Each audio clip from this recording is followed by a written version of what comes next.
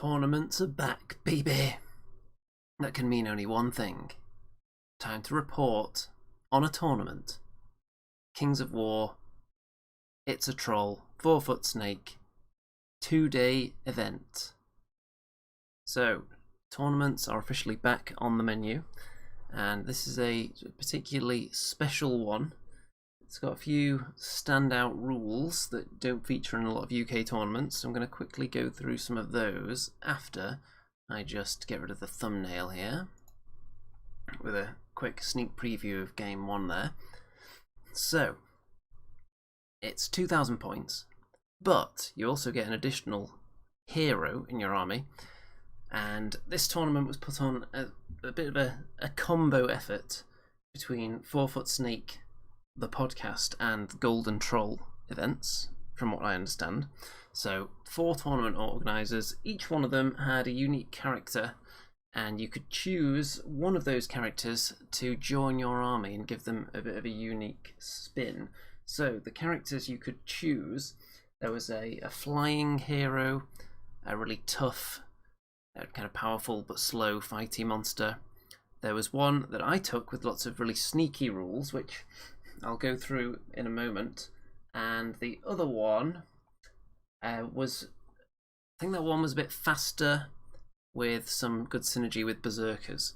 So the one I chose, which you saw in the episode thumbnail right there, is Kung Fu Faulkes. And what's that going to add to my army, you may ask? Well, this particular living legend adds the ability to, in each turn, pick an enemy unit, and that unit can just not shoot at any of my units within 12 inches of this living legend. So that's the standout rule for me there. Also in Snare, only 2 attacks, but if all the attacks hit on a 3+, then they explode into D6 hits instead. Bit of Thunderous Charge. And none of the special living legend heroes can be inspired, so that applies to all of them, not just the one I have taken. And outside of that, there are also some unique twists on this event as well. So most UK tournaments are purely gaming points. So you'll have separate trophies for things like best painting and sportsmanship, but they won't often factor into your overall score. That is not the case here. They all factor in heavily. So if you bring just a really crudely painted army, or an army you haven't painted yourself, for instance, you're putting yourself at a bit of a disadvantage from the off. Same thing if you're just going to turn up and just be horrible to everybody. You're not going to do very well on the sports scores there. So, let's go through my list, shall we? You can also see it in the video description if you missed anything. So, I'll show it you on this screen here. I'll put it in order that I've got it in my army list here. We've got a Horde of Goblin Rabble, so that's not 2 separate units, that is 1 unit there. Then we've got 4 Troll Hordes, 1, 2, 3, 4. And one of them has the Boots of Striding, and when we get to the deployment for a specific game, then I'll tell you which one's which. One has got the Potion of the Caterpillar, one's got the Staying Stone, and one doesn't have anything. And you might think, well, I thought that Andy swears by kind of removing the negative effects from the likes of becoming wavered with trolls because they have that big waver gap. Well, don't worry, because that's taken care of, because we've got the King, I think he's right there in this particular game, and he's got Jareth's Pendant and the Sacred Horn, so he's got a Headstrong aura of 9 inches. So hoping that that's going to capture most of the things that are going to get wavered. So ideally, what I'm looking to do with that, combined with the Kung Fu Faulkes character's ability to deny shooting at any unit within 12 inches of him to one specific enemy unit, keeping those 2 in the centre in certain scenarios is going to enable me to create a decent bubble that's fairly well protected. So that's the plan with them. We've also got 3 War Trombones, which are here, here, and another one on the front lines in this game, unusually, there. We've got 2 Giants, here and here. And as I turn over my sheet, we've got a King, which I already told you about, a Wiz there on a Fleabag with the Boomstick for Lightning Bolt 6, and 2 Troll Bruisers. In this particular game you'll see one of them there, which is Harambe with the Blade of Slashing, and another one with the Mace of Crushing up on this hill here. So, let's go into this particular scenario. Now this one is push. So you can see that there's a token right in the centre of the table, and I have totally ignored a flank. I'll go into my planning behind that shortly. So here's my deployment. I've got a giant over on this side, kind of on its own. I don't have a lot of inspiring in this list, particularly for giants. But so I've got a lot of inspiring for trolls, but the giants aren't going to be inspired all that much. But they're pretty tough in this edition anyway. So the Rabble kind of screening these trolls. These ones are carrying all my push tokens, all three of them. Troll, Bruiser. Wherever you look in this list, it's a wall of meat. So my strategy in all my games, unless I see a reason not to, is going to be launch everything forward as fast as possible, kind of box the enemy in, and if they want to charge me, fine, because they're not going to kill everything, and I've got a lot of meaty, tough, fighty, killy units here. And then if the enemy do come out on top in any of the kind of grinds that ensue, then I've got the War Trombones to do the mopping up, a Lightning Bolt to do the mopping up, the King's Bow can do mopping up as well, definitely not to be sniffed at, and there's just a lot of high killing power meat, but it is also not the most reliable as well. It's prone to the occasional poor round, because not only have I got the giants with their random attacks, pretty much everything is hitting on 4s, apart from the Bruisers, I think, and then 5 for the Rabble. But Kung Fu Faulkes is hitting on 3s, but he's random in his own way, because he has to hit with all of his attacks to explode, so you have to consider if you actually want to take a flank or a rear charge with him. Rear maybe, because you're getting enough attacks already, but flank probably not, unless you really need it. Over on this side we've got another little troll bunker kind of there with the trombones protected behind them and a giant in the whiz. So I'm totally ignoring one flank in this scenario. It's not just so I can put all my dice and tape measures and waiver tokens and pens over there. It's also because since I've got these kind of synergies going on here with the headstrong aura and denying shooting, what I'm going to be doing quite often is bunching my army together and totally ignoring one flank, and I'll pick which flank I'm going to ignore based on how my opponent starts deploying and how the terrain's set up and so on. But I don't want to fill up the entire length of the battlefield, because not only will I lose the effect of being near the headstrong aura and potentially avoiding shooting, but I'm also going to have less backup in the fights. I want to be throwing things in there. If the enemy wants to start trading units, then most armies, unless they're really ridiculously powerful combat army, are not going to come out on top in that exchange. And if I can push up fast, then shooting army is going to have a lot to worry about there. So let's go on to my opponent's army in round 1. So this is Orcs, and it's a very nice old school, very old school. I think they're all old Marauder Orcs. Mostly there's a couple of heroes from newer releases, I think, but mostly very old on these very nice bases as well. So the Orc army, I think I've got a copy of that here. So we've got 2 axe regiments, which that will be one there, and another one there. Then there are 3 hordes. One of them is an axe horde and 2 of them are great axe hordes. So I can't remember which are which at the moment, but I don't think it makes that big of a difference really, because all the orc hordes are just big and scary and they're going to do serious damage. There is a regiment of gore riders back there. There are very few artifacts in this list at all, so lots of stuff, but it's not particularly upgraded, which is unusual. All the push tokens are on this horde there. There is a hero there, which is, let me just check the list here. So that will be the Crusher, which is not a particularly powerful hero, but it's not terrible either. And back on this side, we've got some Orclings.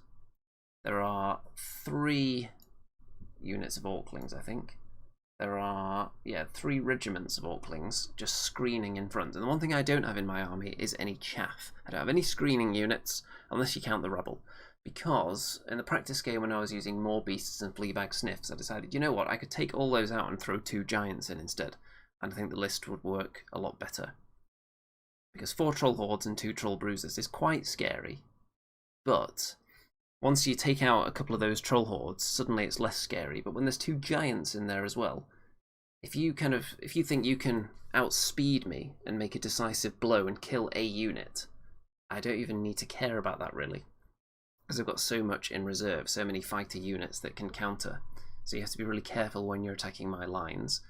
And flanks will be exposed, hopefully. And if giants or troll bruisers get into flanks, they become suddenly a lot more useful. So what else is there in this list? There's also there's a Crudger on Winged Slasher, which is, I think, at the other end. There is.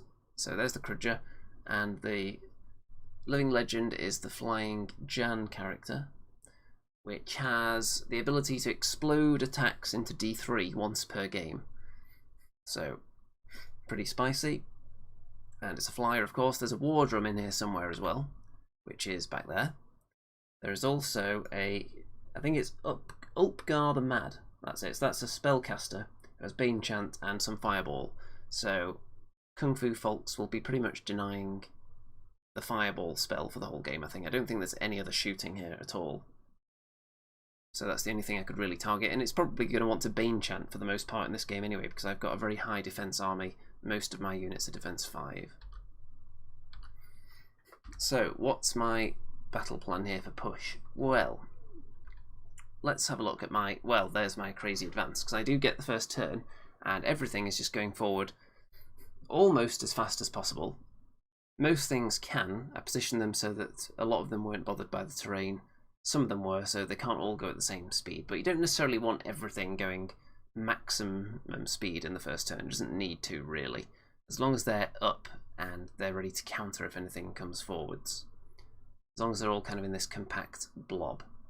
And this giant has gone a bit further forward on his own. And the plan here is, I think it's this one I've got all the tokens on. Push them into the enemy half, hold them back, make sure the fight takes place just inside enemy territory, and then whatever happens, if I win the fight, which I'm fairly confident about based on the positioning, then obviously I'm going to be in the enemy territory with my push tokens, and then this one, that's kind of more up in the air. I obviously don't want the enemy Horde, which has all the tokens here, to pick that one up and then get into my half, so I couldn't just abandon this area entirely. And I have got quite a bit of meat here. Look, I've got all the Trombones heading this way, because I'm thinking that Trombones out on this flank, if they kill something over here, they're kind of going to be stuck, aren't they? But in this position here, they're going to be in this crucial area where all my opponent's tokens are going to end up one way or the other. They're all going to be around here, so enemy units are going to definitely be in this area at the end of the game. So 3 Trombones there to mop up anyone who's left after the fight, and then my own tokens are pretty well protected as well. I've got a lot, and the Orclings, I'm hoping to shoot them off actually with Lightning Bolt and the King's Bow, because that's the one thing that concerned me looking at the list beforehand, was that if the Orclings block in my units, because I outspeed the regular Orc foot troops, but the Orclings can screen them, and if they can be used wisely to prevent multi-charges, I'm not going to take off any of these big Orc hordes in one hit, and they certainly can take off my units in one hit. So I need to get multi-charges in and make sure I'm denying the enemy the possibility of charging. Preferably I want to avoid them charging into my troll hordes, because troll bruisers, okay, if I'm leaving them in charge range, they're not as expensive. I don't mind if they're killed in one hit, because then the horde is putting itself in position probably to be flanked by at least one of my units. And if the giants get hit, they're more likely to survive. They've got a higher nerve. The troll hordes are expensive, but they will also potentially go down in one hit to some of these hordes. So they're the ones that I don't want being attacked immediately, which is why I've got the Rabble screening these ones. And I've got a Bruiser heading up here, and you'll see what I do in a minute with these to protect them. So the Wiz, Lightning Bolts, some Orclings, just trying to get rid of them so there's less screens.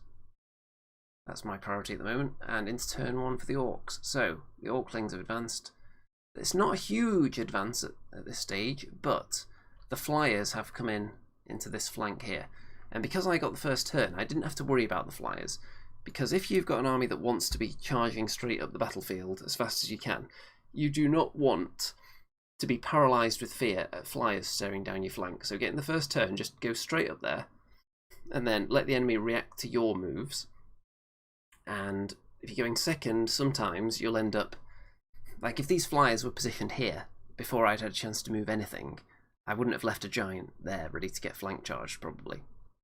So the fact I was able to go first and just swarm up the battlefield means that I can then probably get most things out of sight of this dragon and out of range of Jan there in the next turn. So they may end up wasting another turn and then have to fly around the back again.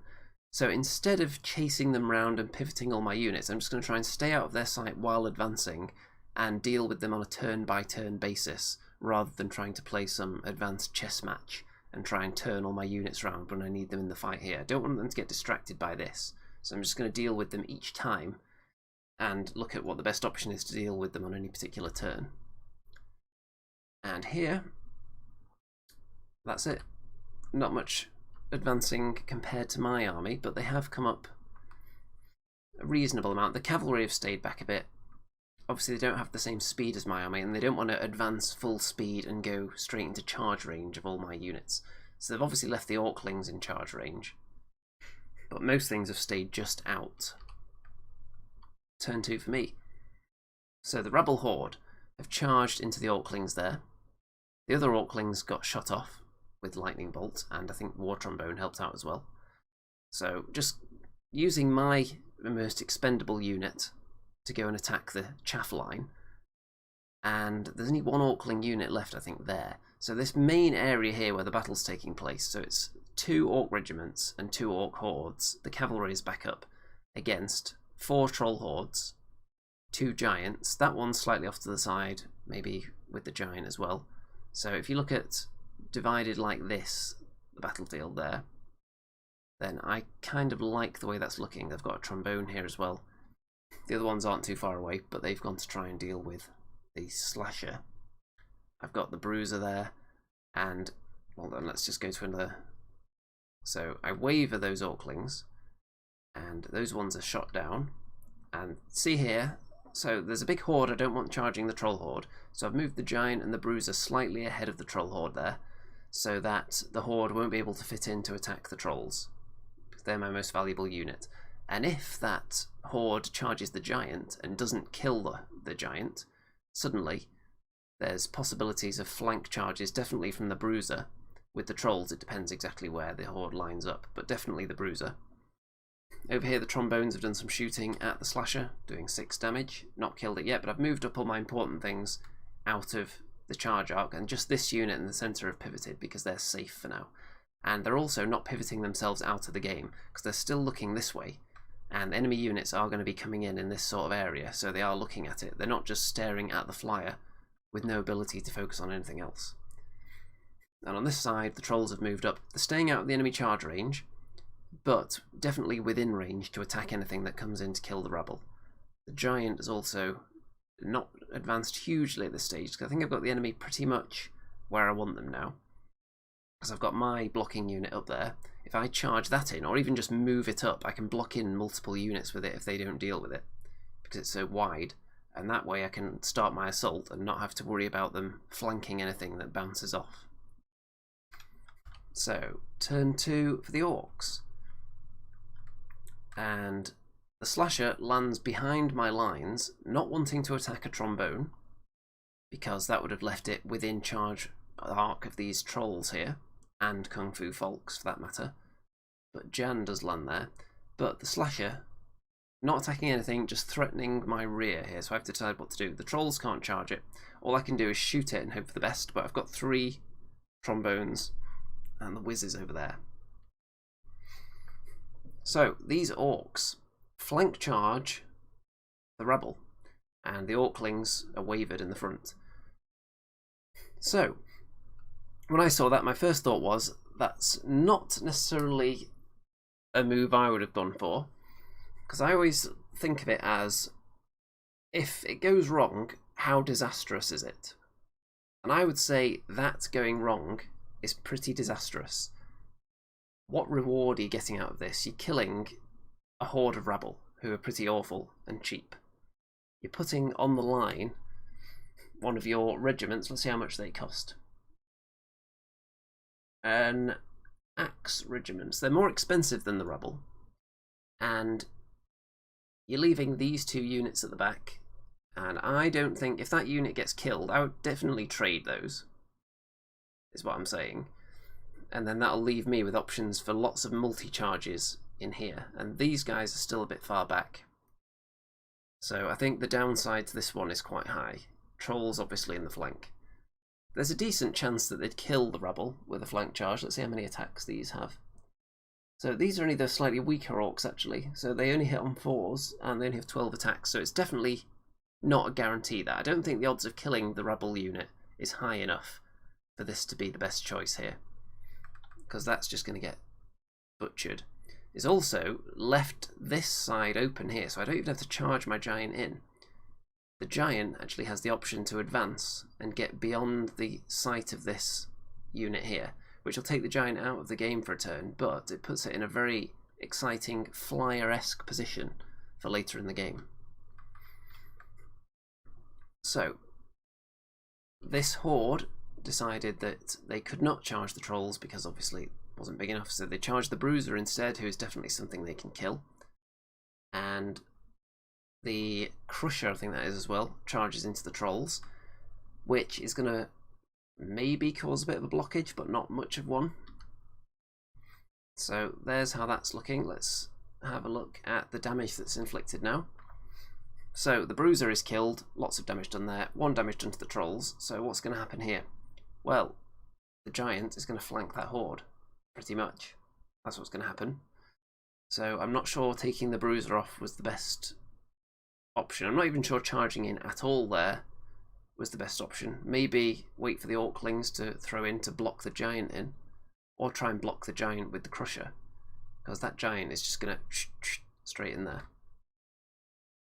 And here, the Rabble do not die, which I think is probably the expected result from that single flank charge. And it's weakened the Orc line. The giant has a nice path there, which I'm about to take advantage of. Turn 3, so the giant has moved up into that spot I was mentioning. Decided it's early enough in the game, so I've got next turn to turn it round and be a big threat here while everyone else sweeps in. I don't have to send these trolls in yet.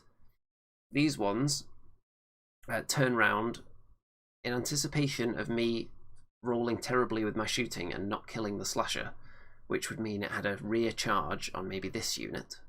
So these trolls are just poised with the tokens, ready to make sure they're not giving up their tokens easily. And if it lands, it's going to be a hindered charge there.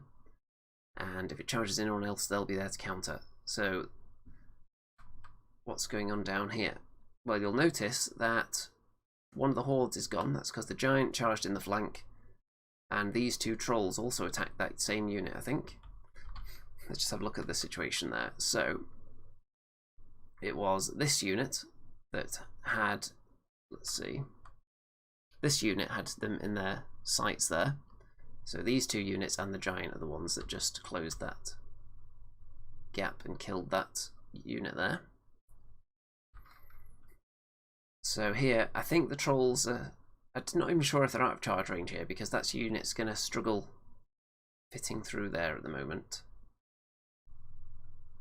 And the sharp sticks, they're not even sharp sticks, the Rabble are attacking the Orclings, I think. Actually, I may have countercharged this unit, because the Orclings are a bit of a blockage at the moment. So that area is looking very nice. Obviously, there's some charges available to this unit here. The giant has probably got its flank exposed. But I'm happy because I've taken out a Horde, and if I lose a unit, then I've got a lot to counter with around here. You also see that I wavered the flyer with all my shooting. So let's see, the trombone, and another trombone there, and Kung Fu Faulkes actually charged into Jan but did no damage, I think. It was a hindered charge though. He's facing the wrong way, that's just because his arm sticks out too much, so he would have been punching the model in the face. Turn 3 for the Orcs. So there was a flank charge on the giant available, which I'm not too disappointed about, because like I said, I got rid of 1 Horde and I've got plenty of units to counter with.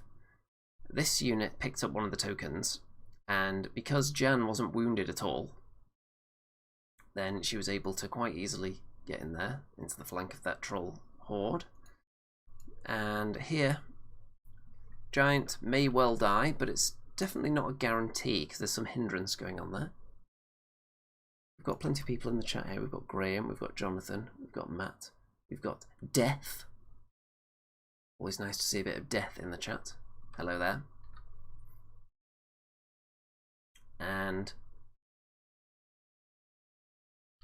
so these orcs, obviously they don't want the giant to just get behind them and then possibly stare into their flank or their rear, dictating what they have to do in the next turn. So they've turned round. So I've tied up this horde with my giant's flank maneuver there. And here, this creature obviously being wavered can't do much. But the Orclings, I think they killed a Trombone there. That was the spare Orclings unit that hadn't been attacked by me yet. And Jan in the flank only does 7 wounds, so that's a nice escape there. Not too much damage from that attack. The giant, of course, dies there. It's quite likely to happen. And that's the horde with 3 tokens. But the fact that they flank charged means that they're now facing this away, and the centre of the table is somewhere around here, so they're not close to getting in my half at the moment, and they're now facing the wrong way.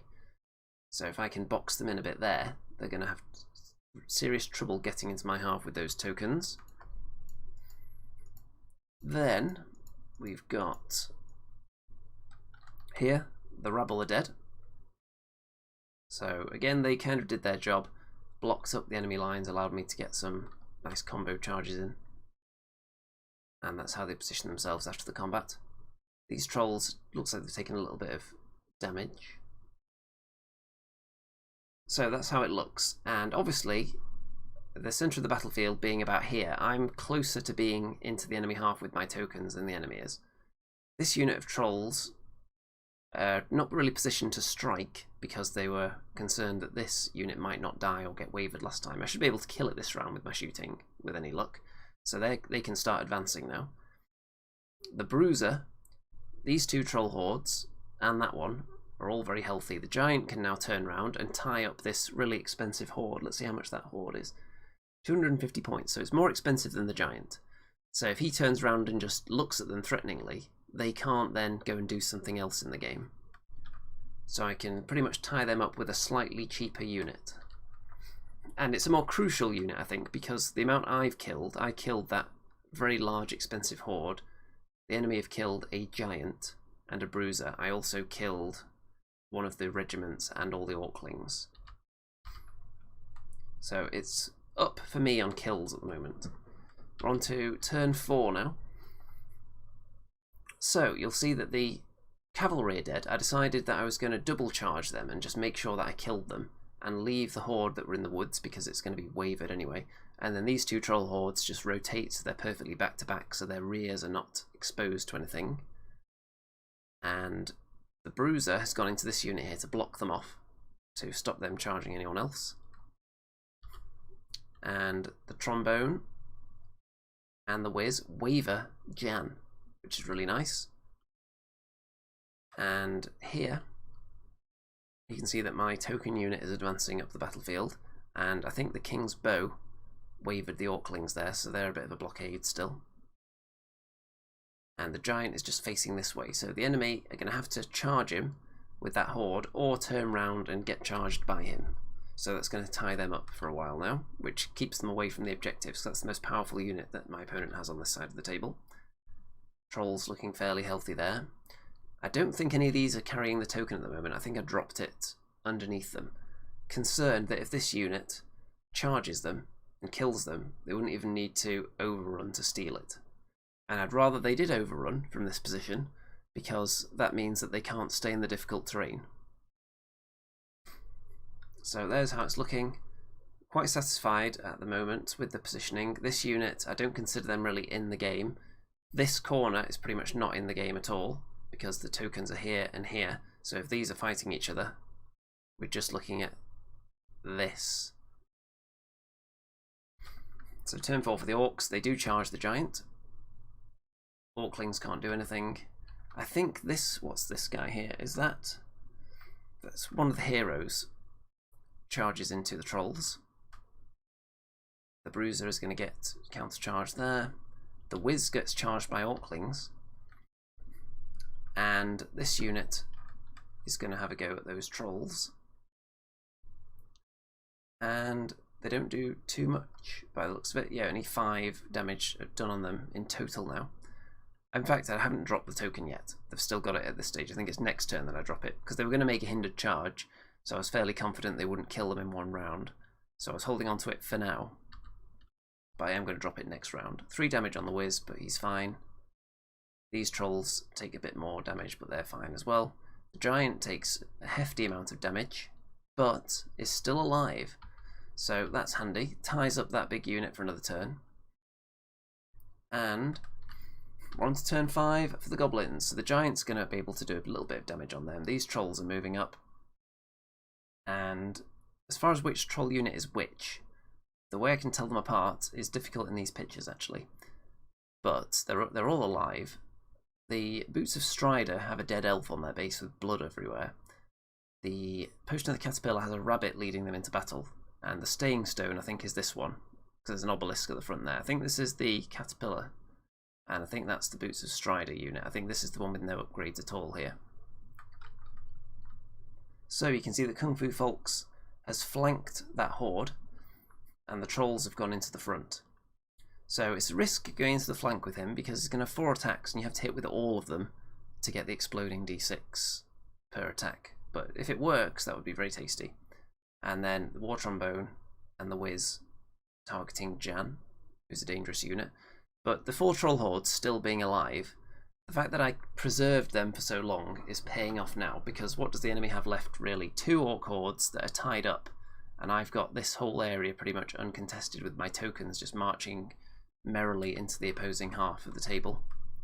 And Jan, I think, gets wavered again by the Trombone, so that was nice. And well, what goes on here? Surely that's not all the damage that was done. That would be wild. But you know what? I think it is. So maybe there's supposed to be another dice on these guys somewhere, because I'm pretty sure more than 1 damage was inflicted there. Okay, moving on. On to turn 5 for the Orcs. So they're going to charge the Giant again and surely kill it this time. War Drum attacks the King, who's just a little annoying character, giving everyone headstrong and then plinking off shots or charging in with Crushing Strength 1, so he's pretty tasty. The Horde of Trolls take a bit of damage. You know, what I think happened was, I think the Trolls didn't actually attack the Horde. So I think that's why only 1 damage was done. The Trolls just did not countercharge, or did not charge in the first place, because I didn't want the Horde, if it survived, to charge into the Trolls unhindered. So I was just sitting there regenerating, not attacking, so that they would be hindered when they attack. And Kung Fu Faulkes is quite happy in the flank there. But he didn't do very well and just did 1 wound last time, so that explains it. Giant is dead now. Don't think I put down the extra damage, but he's gone. So that unit is now kind of in the game, but is it going to be too late for them? Turn 6 for me. So 2 troll hordes charging into that unit, Kung Fu Faulkes in the flank, and I think on this occasion he did hit with all 4 of his attacks, so he actually did some damage and killed off the horde, stole all their tokens. And this unit charge into the War Drum with the tokens, so all the tokens are deep in my opponent's half. This troll horde charge into them just to tie them there, keep them away from the tokens. The way the scoring works, by the way, if I'm throwing away units willy-nilly, it's not concerned to me at all, because it's all about how much you've killed rather than what the kill difference is between the 2 armies. So you can see I've still got quite a lot left and my enemy does not. Turn 6 for the Orcs. So charging into those trolls, gets rid of them, wavers the King with the War Drum, and not much else done there. We do get turn 7 though, so if the game ended there I would just have 6 tokens in my opponent's half. So all that can really happen in turn 7 is I can kill off the War Drum, and my opponent doesn't have that much that can actually be accomplished in the next turn. So turn 7 for me. Jan is killed. I think the Wiz did that, and the Trombones. The War Drum is killed, and the King is just positioned in front of the trolls there. So they've got 3 tokens in the enemy half, deep in the enemy half. So there's no way that my opponent can kill that unit and also steal the tokens off them and get into my half with them. So it's definitely a win at this point, unless there's some miraculous bit of shooting that kills off my unit holding the 3 tokens here. Turn 1, turn 7 for the enemy. Charge into the king, kill the king, overrun into the trolls, kill the trolls, grab the tokens, but they're in their own half, so it doesn't matter. I've got tokens in the enemy half, the enemy has nothing in mine. I've got quite a lot left, the enemy has this horde and a caster, and that's it. So, juicy win, and I took pictures of some of the armies between the rounds. So that game went very much to plan. I got 10 points for the win and then 9 points kill bonus, so only 1 off maximum there. So at 19, and my opponent got 8 points total. You get 3 for a loss, and then the amount of kills my opponent scored got a bonus of 5 points. So let's have a look at some of the armies. So these are some very stylish orcs with kind of diorama bases. Some abyssal dwarves that I noted look eerily similar to my own abyssal dwarf army, and I think that was one of the inspirations for it, I'm led to believe. Very nice display board with some ogres on it here. Obviously, top-notch display board abilities here. Look at this. There's like transparent resin, water, ice everywhere.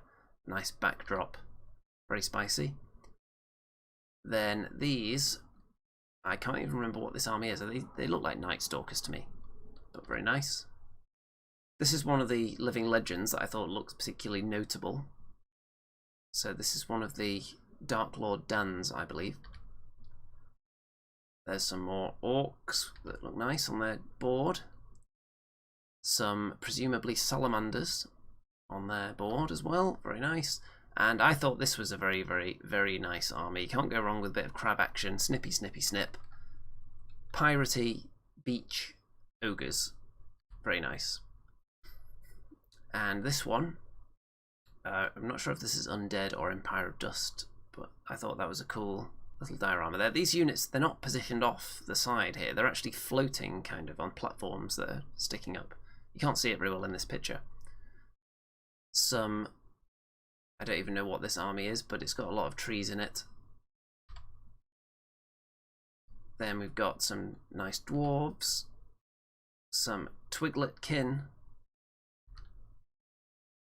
some dwarves again with some nice badges. That's what caught the eye there. I didn't take pictures of every single army, just the ones that caught my eye. And this one looks very ratty, suspiciously ratkin-like. Then Trident Realms, and this one's just ridiculous. Each one's like a work of art. Obviously, this one won Best Painted Award. I've got a close-up of that one. Very nice. Look at the eyeballs. Can't go wrong with eyeballs. And we're on to game number 2. So, the scenario of game number 2 is Smoke and Mirrors, which if you've been watching my battle reports, you will have noted I played recently. So, quite handy to get that bit of practice in. And my deployment, I've gone for pretty much the same thing as last time, just leaving one flank totally empty. So I've just got this massive wad of meat here that's hopefully going to annihilate the enemy. But this is one of the armies I was looking at beforehand and thought, I don't know how I'm going to deal with that. This is an undead army with, let me just check the list here to see how many. It's 9 hordes of zombies, 2 hordes of zombie trolls, 2 Gorblight, and 3 necromancers, and that is it. So it's just wall-to-wall zombies. So, oh yeah, another thing I should mention, I didn't mention in game 1, the terrain layout for this event. The players take turns placing a piece of terrain on specific spots before the game. So it's player-determined terrain setup. And with this one, there are 2 pieces of impassable terrain right there. And I chose this side of the table. So my opponent, with all those zombies, is now going to be stuck a little bit and can't deploy there or there, and is funneled into these lanes. So all these undead things are really slow, so I've deployed everything over here. I'm going to totally ignore this side of the table, even if there's objectives that I want over on that side, even though there aren't, for me, because I've put the 2-point objective and my 1-point objectives in these 3 kind of spots here. And I've put a 0 there and a 0 there. Obviously I don't know what my opponent has there, there, or there. But I've got enough here so that I'm not totally forgetting about this objective. We've got Bart in the chat as well. We've got Bad Squiddo in the chat. Hello there. For anyone who has all their Bad Squiddo shopping needs met at badsquiddogames.com, don't forget to enter the code in the description of all my videos to get a free resin chicken. Yes, this is the video that means we're not watching The Walking Dead tonight, because this is far too important. So, let's have a look at the deployment. It's not really a flank, is it? Kind of the flank. We've got a giant, the trolls, this is the one with no upgrade, the Rabble, Trombone, Wiz, Bruiser. More trolls all in a line, another Bruiser on the other end of the trolls. Trombones tucked in. Giant Kung Fu Faulkes is out on the flank this time because I don't need his anti-shooting bubble, because the enemy don't have any shooting attacks that can actually hurt me. They only have Bane Chant and Surge. And the enemy army, pretty much zombies, zombie trolls, necromancer. That is the living legend Dark Lord Dan. So big fighty one. More zombies, more necromancers. Gore blight over mostly on this side.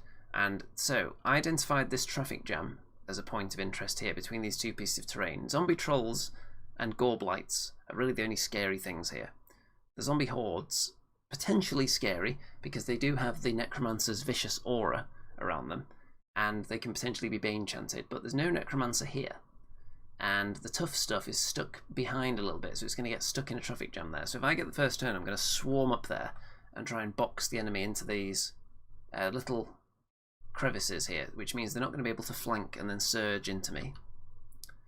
So that's the battle plan. And then I'm going to try and contest only this half of the table. Unless, well, it depends. If there's a zero objective here and a zero objective here, then I could still theoretically find something to go for this one.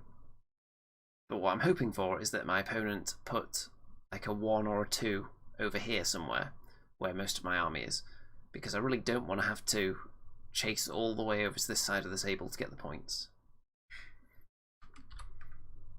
Turn 1 for me, so I do get the first turn. Everything's swarmed up. As I said, I'm not even concerned about being in charge range of anything from this army. And just everything up as fast as it'll go. I want to box them in. There's not that much surge to go around. When you look at how many zombie hordes there are, and all these units are shambling, in fact, so the necromancers can only do so much, and I think only one of them has Bane Chant as well. So personally, if I was making this undead list, I would have been tempted to drop one of the zombie hordes and maybe add some more Bane Chant onto the necromancers. I don't know what else I'd put in with the leftover points, but that's just an observation of mine. I'm not sure they need inspiring, because a lucky nerve roll is only killing, let's see, 115 points. So is it worth spending points on an inspiring character just for that? And how are you going to cover all of these units with inspiring sources unless you're spending a ton of points? So inspiring, I wouldn't go down that route, but I would try and get more Bane Chant, I think. So, everything up. And a bit of damage plinked away with the lightning bolt and the bow onto one of the zombie hordes. Just getting started. They don't have a lot of healing. They only really have life leech. Then the enemy's turn is coming up. Yeah, nothing really happens in the undead turn. They just move up a little bit, and that's it. So we reveal some tokens. The 2-point objective that my opponent has put down is all the way over there, so it's far away from where I'm going to be in the action. But it also means that one of these zombie units, or the Gore Blight, are just never going to reach the game, because they're going to have to stay there and guard that with their lives, because they're so slow, nothing else is going to get over there by the end, so they're going to have to just advance and sit on it. And that one is revealed to be one of my zeros. That one is 0 as well, but my opponent doesn't know that yet, so can't even flee that area yet, because like I said, everything's so slow and shambling, nothing would get back there if it is abandoned. So, turn 2 for the Goblins. Sending everything up there, double charging the zombie horde at the front, killing them with the giant and the trolls. And I'm not that worried about what's coming back at me here. Zombie trolls are fairly scary, but I don't think they'll one-shot either of these units particularly easily. Over on this side, Troll Bruiser and Troll Horde charging into this horde. A king charged in there, And he only wanted to do 1 damage, really, just to stop them from treating him, what's the term? Because he's not mighty, so you can't just go through him if you've taken damage from him in combat. So that's what I'm looking for there, to stop them just getting a nice easy flank into my trolls. Over on this side, the giant and Kung Fu Faulkes charged into this zombie horde and did 12 damage. And this zombie horde here aren't actually going to be able to flank charge the giant, because when we get a wide shot, I'll show you why that's not possible. So these zombies do not actually have enough space to go forwards and pivot and fit through the gap between the corner of that zombie unit and the corner of this troll unit, so they cannot flank charge the giant. There's no way for them to fit through that gap. So they're going to have to charge the trolls, if anything, because there's no way to do double charges in the front of anything over there, even if they were in the front, because the zombies are right up to the edge, so they can't shuffle any further. And there's some really tough units here just stuck behind the enemy lines, and they can't break through until I kill things. So it's not looking too great for the undead at this stage. They've kind of pinned back, and especially on the other side here, where I've got less stuff, so it looks less scary from that perspective, but all this is totally out of the game. And these guys are stuck between here, so there's not going to be any flanks. And I've got this scary, just finishing off squad coming in as well. And they're not under threat whatsoever from this list, because there's nothing fast, no flyers, no shooting. So the trombones are going to be alive till the end, most likely.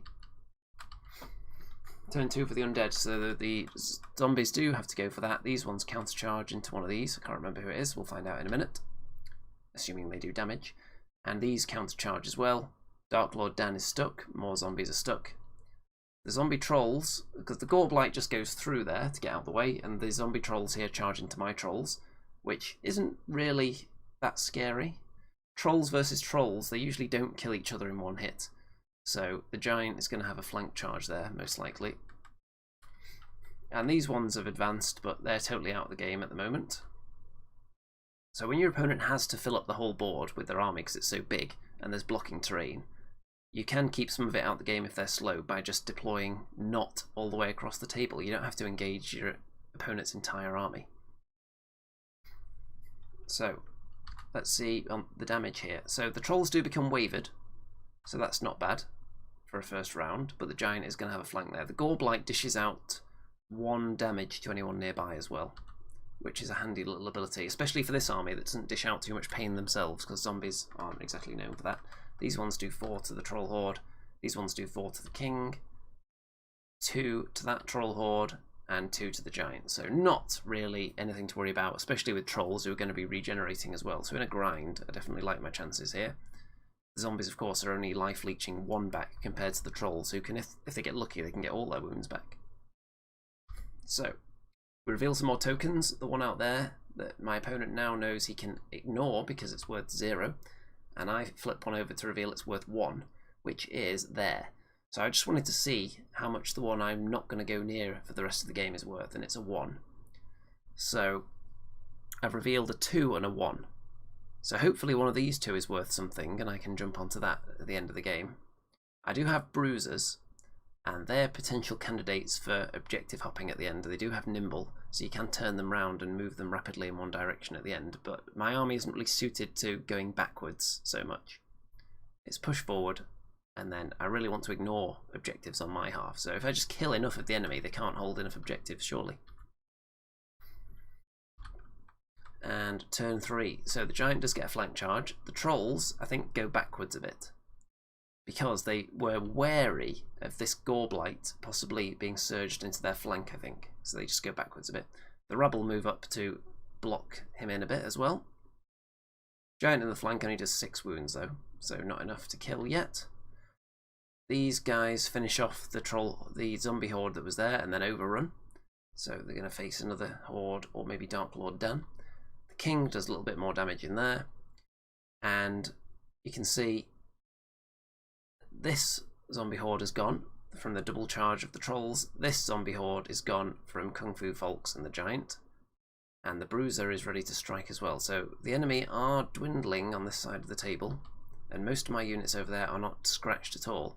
But you can see that sea of zombies has been thinned significantly over there.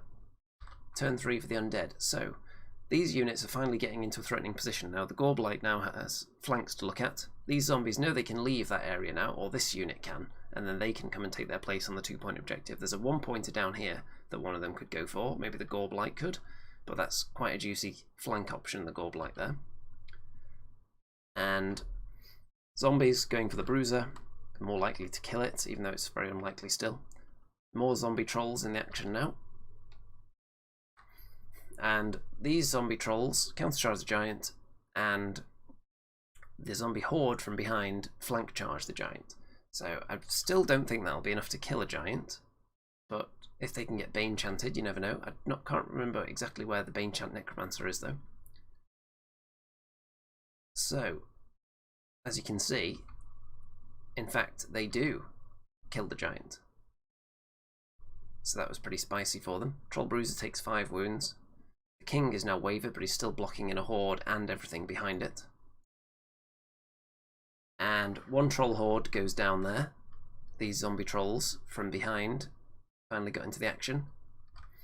And they turn to face these threats, obviously, because they don't want to get flanked by a giant, but they can easily get flanked by trolls here. They didn't really have any way they could face where they wouldn't get flanked, honestly. So those zombie trolls are probably going to be toasted, but there is a downside to this plan. It locks in 4 of my scoring units potentially on this side of the table, where there's only that objective to fight for. That's a 1-pointer I put down, I think. Well, maybe that's the 2-pointer? There's a 1-pointer there and another one there, I think. That one might be the 2. But anyway, I'm tying up a lot of my scoring units in one small area. But I think if I can just chew through this and start pushing back into the middle and then contest this one at the end, that should be enough. So, revealed that there's a 1-point objective there and a 0 at the back there, which means one of these 2 is worth something, which is important because I've got more chance of getting to them than this one. So had my opponent put another 1-point objective there, I would not have any chance of getting to any of the objectives that he put down. Turn 4. So, you can see here that we've got some zombie troll and troll warfare. Trolls going in there. Do not get to kill the zombie trolls yet, which is bad because now their flank is a bit open. These trolls do kill off, I can't even remember what was there now. There's so much stuff. I think it's that horde of zombies there. Oh, it was the trolls actually. I think the horde of zombies might get killed as well, to be honest. So the Bruiser is here, so that unit's dead. I think the zombie horde also died. I can't remember if it was shot off with the war trombone or charged, but you can see that Kung Fu Faulkes is just staying back because I want him to hold the 1-point objective here, or that might be the 2-point, I can't remember. But these 2 units are all positioned to go after Dark Lord Dan in a minute. And it's looking very healthy now, so cleared out zombie trolls and the zombies. If you just look at this area of the battlefield, it's looking very good, but in scenario terms it's still actually close. So, next turn for my opponent. I don't think I've got a picture of the turn dice. Dark Lord Dan charges the giant. Not a good move, probably. Doesn't have enough attacks, and just going to get flanked. Gorblight, trolls, they're probably going to die now. Gorblight into the Rabble, they're not bothered. So you can see that the trolls took a little bit of damage there from the being within the Gorblight's Aura of Doom, whatever it's called, and these zombies are heading for the objectives, so they're having to stay behind and not get into the fight now. Lots of damage done, but yes, it's dead. Troll Horde killed, Rabble wounded, Giant barely scratched. So I need 3 objectives, because my opponent is going to be sitting on a 2 and a 1. So I want all 3 of these to win the game. So I'm going to have to start pushing everything in here now and use my trombones to kill off anything that's coming in here to try and compete for it. That juicy piece of terrain there is preventing things like that unit from coming in.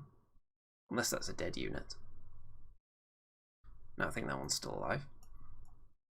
So on my turn, Troll Bruiser charges the Goblin in the flank. Juicy bit of damage there. And these trolls are making their way towards the objective because I need the unit strength there because there are zombies nearby who could add their unit strength to it. Dark Lord Dan is killed and all my units on this side are turning round to chase down the objectives. I'm just ignoring the necromancers unless they get in my way.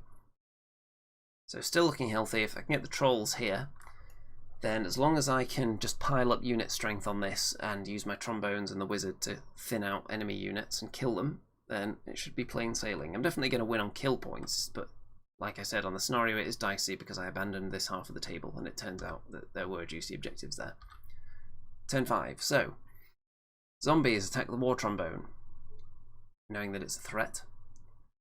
The Goblites go for the Bruiser.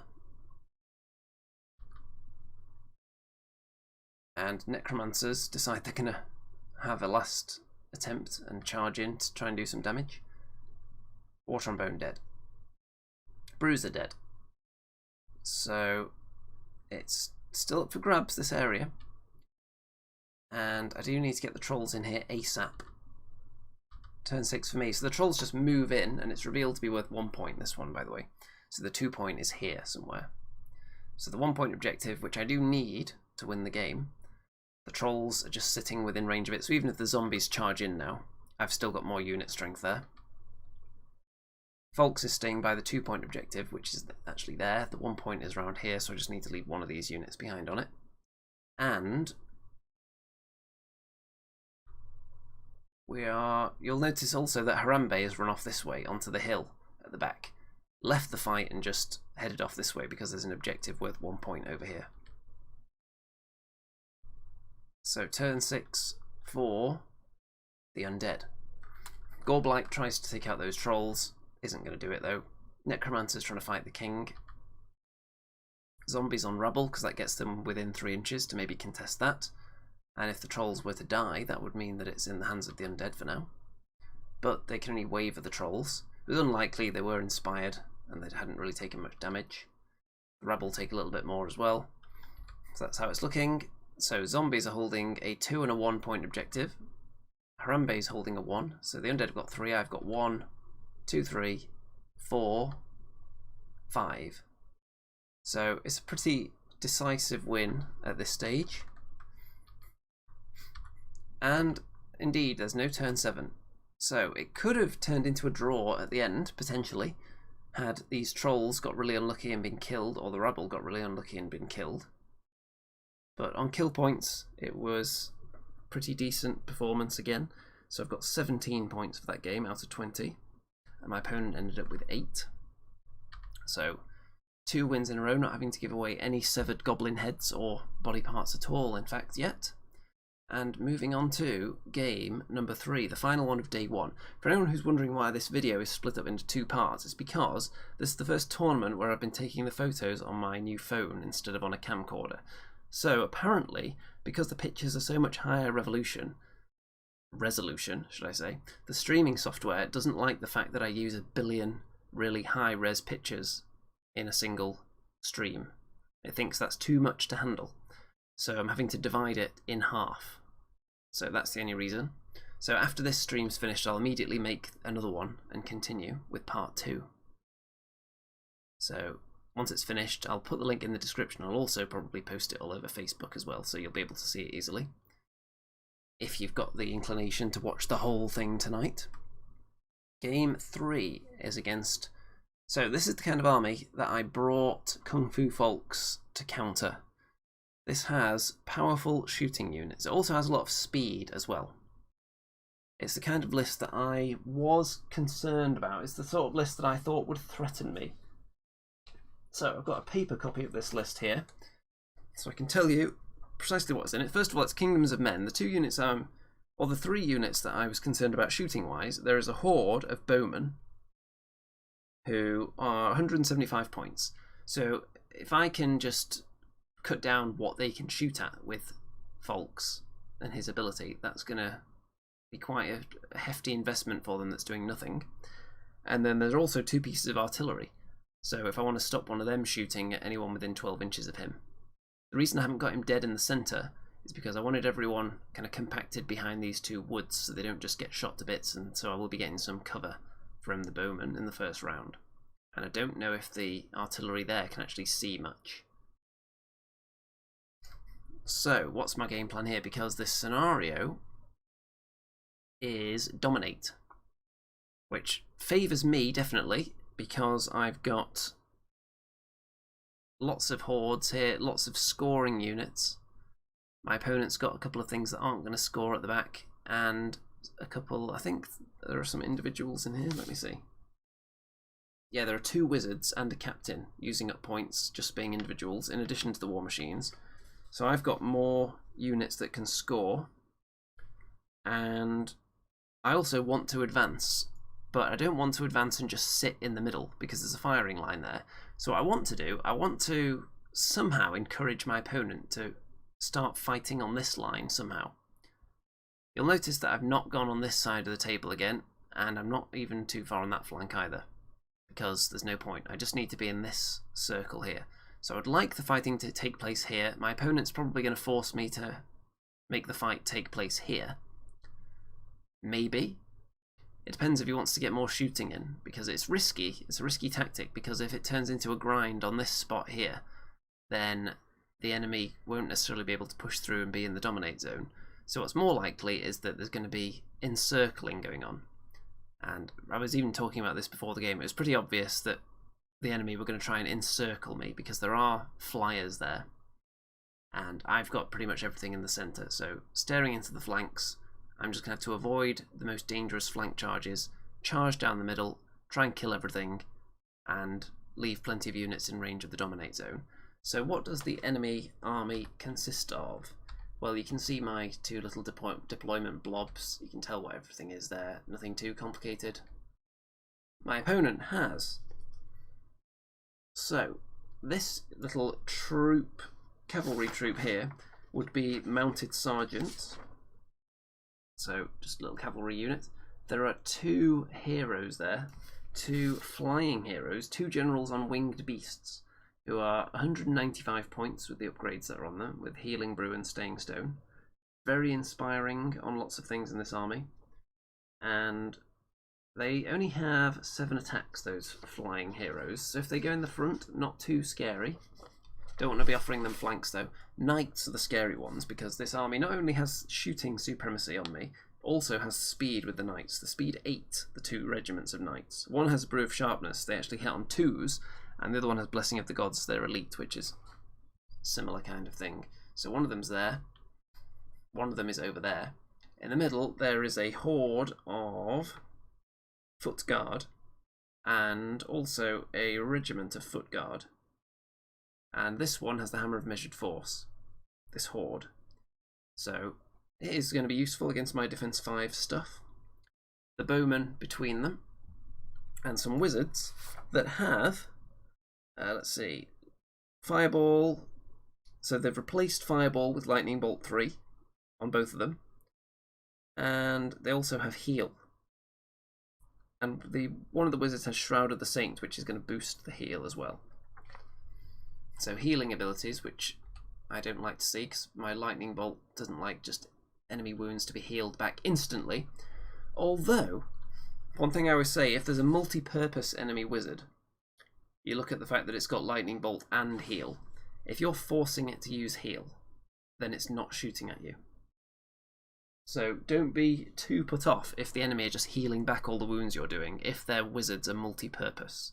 If that's the only thing they can do, if they only have heal, then yes, all you can do really then is spread out the wounds across multiple units so they can't heal all of them. But if they're a multi-purpose unit, like for example Surge casters in certain armies, if you're forcing them to heal, they're not going to be surging. Same thing if you stay out of their arc and force them to surge, that means they're not going to be healing. So you can force their hand a bit. And then over here is another flyer, which is the flying special living legend Jan with the exploding once per game attacks. So 3 big flyers, 2 regiments of knights, lots of shooting. These are the things that I was concerned about. There's the dominate zone. And I'm going to push into it. Not pay that much attention to the flyers, to be honest. I've got war trombones, I've got lightning bolts, so I'm hoping that I can deal with them as and when they decide to land. Flyers are much more of a threat while they're still out there and haven't engaged yet. Once they charge in and attack, you can then counter them. Well, when they're out there, they're just threatening, and they'll make you doubt all your moves, and you'll start positioning at weird angles so that you don't get flanked.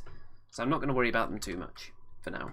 Turn 1, and I get it again, so just throwing everything forward. Not as willy-nilly as usual, because there's woods, of course, so I can't just go at the double with everything. So I'm in a good position here, because the dominate zone's right there. With Faulkes' ability, I'm probably not going to get my whole army shot off the table. So I'm fairly content to not rush in with everything. I'm going to wait and see what my opponent does first. If there's any kind of advance, then I'm definitely going to meet it. But I'm not desperate to just fling everything forward at 100 miles an hour. Yet. Turn 1 for the enemy. Because things like this will happen.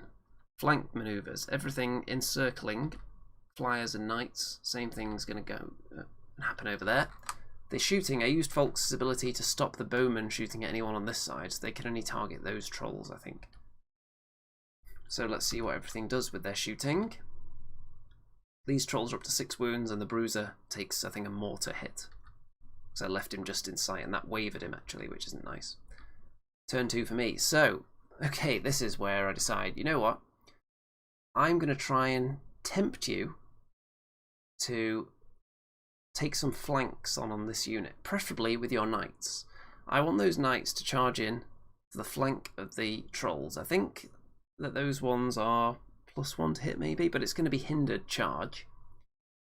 And Giant can actually see that sort of area. The trolls definitely can. And if those knights charge in there and do not kill the trolls, that is... It's not necessarily an amazing trade in terms of points. I think let's see how many points those knights are. So the knights are a little bit more expensive than the trolls. It's not obscene though. But if they don't kill the trolls and then the knights get killed, the main thing I'm looking for is positioning here. Because I'm in difficult terrain, I can't go out the double out of it. I want to get charges. So I can bring the enemy forward and let me charge them out of the difficult terrain. Most of this stuff I've got isn't going to be hindered, because I've got like the Boots of Strider, I've got 2 giants. So if my opponent gives me the opportunity to charge out of the difficult terrain, I'm very happy to take that. So this is just a little bit of temptation. I've just moved them forward, weren't in range to charge. They're my caterpillar unit, so they could go at the double into the difficult terrain. So they're just chilling out there, inviting the enemy to attack them. Who's going to take it? I really want these knights to do it. That would be plan A. And then even if the knights do kill them, they're not going to be able to pivot to hide in the difficult terrain. Which wouldn't make a difference here anyway, because that's the Strider unit and the Giant. So I'd just be able to use the boots. In those 2 would go, and those knights would not like that at all. And once you've got a hit in on knights, they're a lot more susceptible, because they can't then hit you back with their thunderous charge. They'd also be not necessarily locking down the swordsman completely. But if it was the other way around, if the swordsman went in and there were knights behind them, that would be more of a blockade, because they're so wide. Okay, so the Rabble have gone right up as well. They're another unit I just want to be charged at some point. Just, come on, charge anything. Charge any of my stuff and I can fight you then. I just don't want my opponent to sit back, so I'm throwing out these little bits of temptation. So, what does my opponent do? Well, you can see these human hands that got in the shot for this picture, but when they're gone, you can see that the bowman took a hindered flank charge on the trolls. And I'm kind of baffled by that. So I understand there is some thought process behind this. It's not just totally out of nowhere. Because the bowman, because I've got Faulkes moving towards the centre, the bowman may never get to shoot at anything for the rest of the game, potentially. So they're thinking, why don't we just be useful and flank this unit? The problem is they're bowmen in combat. So they're not even going to be that useful. And this isn't a counter charge. because the trolls did not charge that unit. So these guys are hindered as well. So 2 hindered charges into the trolls, and there's a pretty decent chance that the trolls will survive this. And then the bowmen, not only are they going to die, but they're also going to give... Let me just go back and show you. This giant would have a rear charge on them if they don't kill the trolls. So that gets my giant well into the combat. It gets these trolls into combat. These trolls will be looking to get into combat as well. So exactly what I was saying. I want the enemy to come out and let me charge them out of the difficult terrain. And the bowmen have given me that opportunity. So I'm not sure. I think my opponent may have forgotten that I didn't charge this unit. And that wasn't a counter charge when he was doing his maths and working out whether he should kill the trolls or not. I think that's what happened. So down here, the flyers have come in outside of the giant's arc just to threaten down here, which is fine by me because their arcs are now not looking at my battle line at all. So I'll show you the wide shot in a minute. So barely any damage done to the trolls. It's a slightly below average roll as well, despite all the hindrances that were on it. So nothing going on there. But these flyers, I think they would be much scarier if they were just staring in this direction here. They're worried about the giant because they can't get too close to it, but they've got the range. So I think sitting somewhere here outside of the giant's charge range is much scarier than going at the back here where they're only threatening the Bruiser and a Trombone. Because I could potentially shoot one of them, could get a lucky waver on it maybe. I've got Lightning Bolt that could come down here and help. The Bruiser can charge into these cavalry that are kind of shielding them, but even then, what are they going to charge after that? They're not looking at any of my juicy units. So I think they've been either too cautious of wanting to get stuck in, but not wanting to go too close to get killed by the giant. So he's done his job there, if that's the case. So turn 3. And so Faulkes is moving up into the woods. The Rabble haven't gone over the hill yet, because I don't need to advance over there, because on this side it's actually looking very peachy now. So the giant and the trolls there go into these. With the counter charge, there's no hindrance, and I think they have the caterpillar anyway. So 14 wounds, and a little bit disappointed I couldn't kill that unit. Obviously I knew I was going to kill the bowmen, because I had 2 troll hordes. I didn't even need all this to kill them. The fact that I went in with all this was purely because I want to advance ground. And actually this picture was taken while these trolls were actually not in the correct position. So initially I just turned them to face the opposite direction.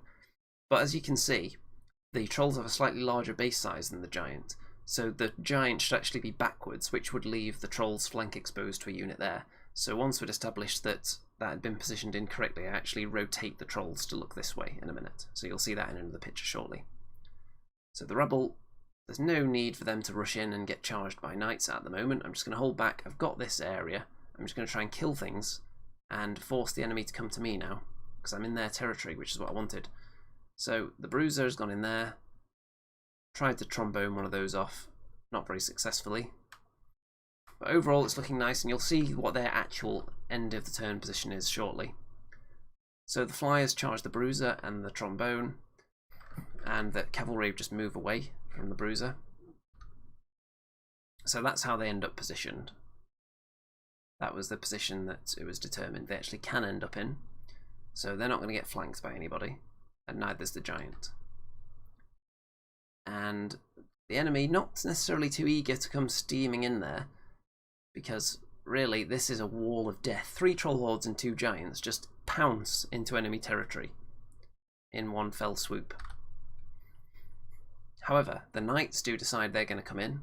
These foot soldiers there do not go in at this stage. Knights into the giant. They're pretty tasty, so you never know, they might kill it, but if they don't, again, they're going to get munched. So let's have a look what happens.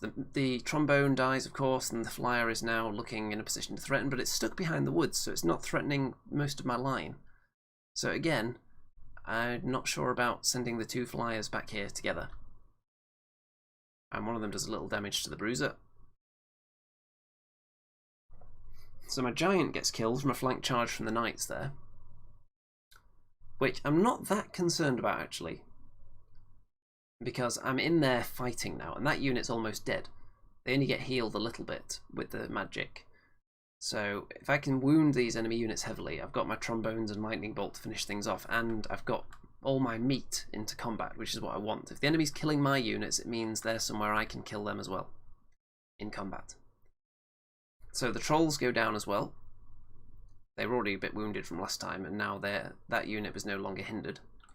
So okay, that unit's close to death though, so could probably charge in and kill them off next turn. But the giant's dead as well. So maybe that one wasn't as nice. But again, that's the price that I've had to pay to get into combat here.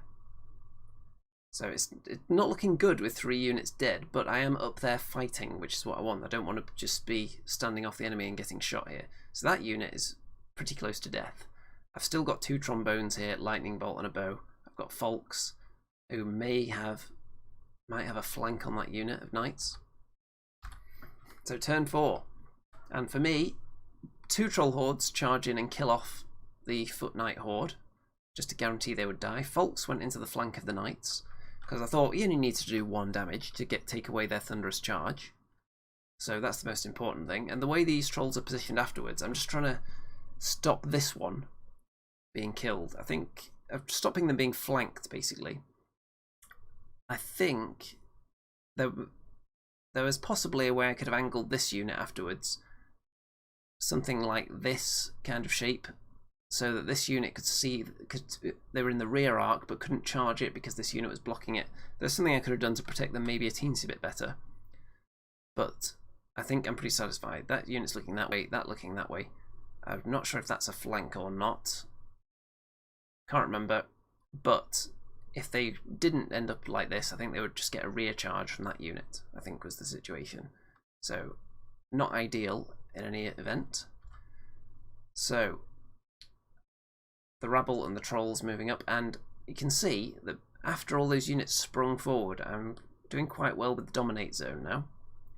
And the Bruiser killed off that cavalry unit, and he's turning around to look at those 2 flying heroes, who, imagine if they were here now, staring into my trolls and battle line. Instead, they've been dealing with a trombone and a bruiser for the whole game so far. Faulkes actually hit with all his attacks in the flank, which was really nice, but he doesn't have Strider or anything, so because he was coming out of terrain, he didn't do that much damage. He did 7, but takes away their thunderous charge, which was his main objective there.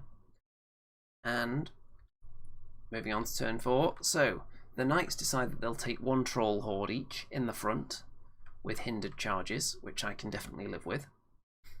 And the flyers, this one goes to fight the Bruiser, but it's looking that way because its head pokes out the base so much, and this one goes into the woods, so is actually now a threat at this stage.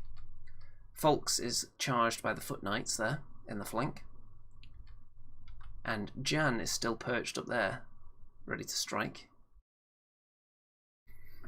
So the trombone gets wavered with a bit of enemy lightning bolt, I think. Faulkes takes 8 wounds, but he survives. Trolls don't take too much. There's a hero attacking them in the flank as well, but they're fine, and these ones are also fine. So not much damage done with those hindered charges. So yeah, that must have been in the front. I must have lined that up successfully.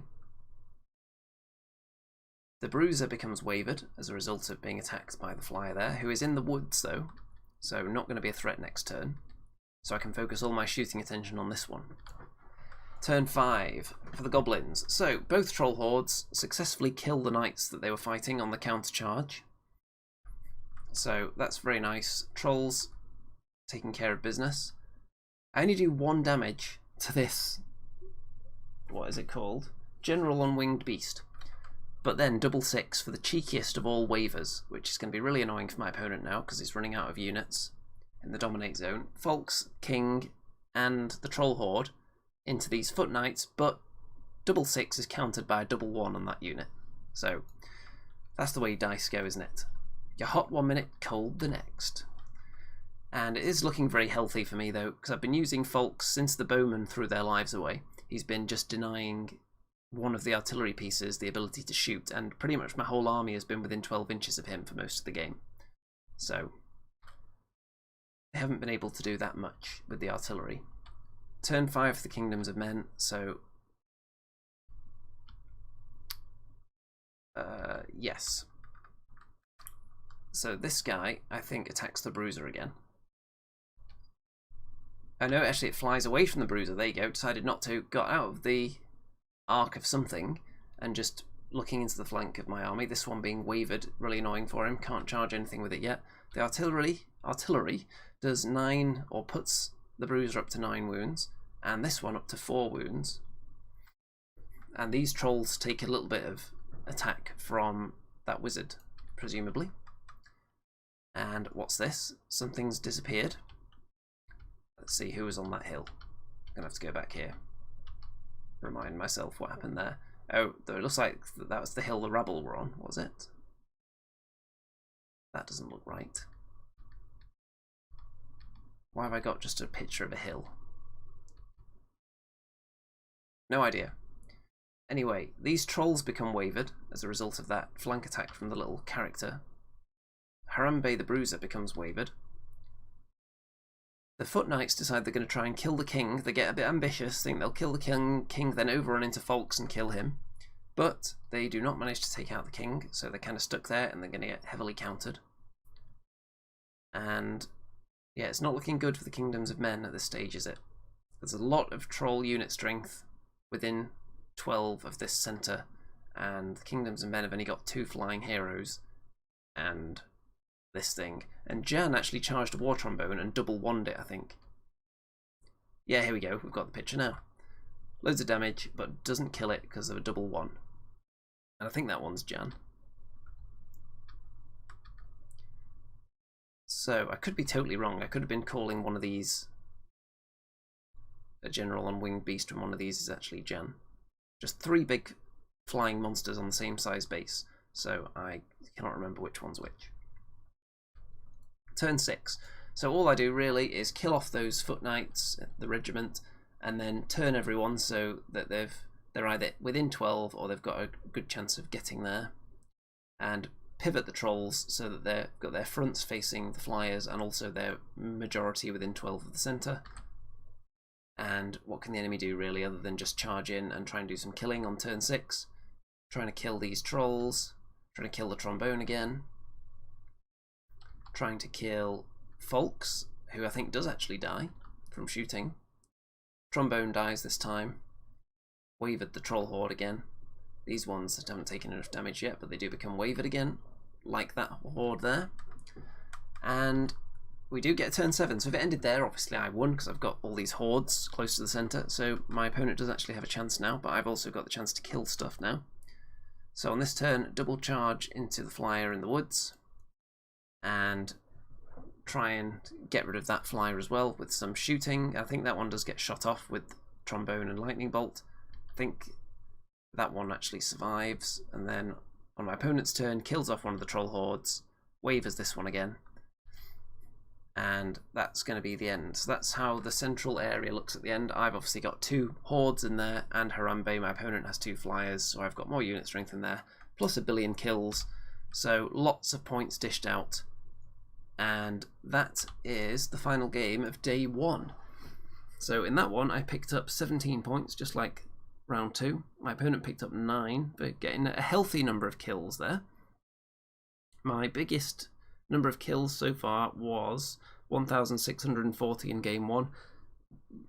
Game 2 I got 1,320, and game 3 1,315. So doing well so far, 3 wins out of 3. Heading into day 2, obviously near the top of the table on 3 wins.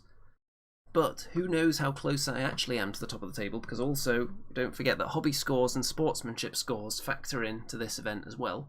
So just because you're doing well in the games doesn't necessarily mean that you're as high as you think you are in the table, and just because you might have lost a game, you may still be in there with a chance because your other scores are so high.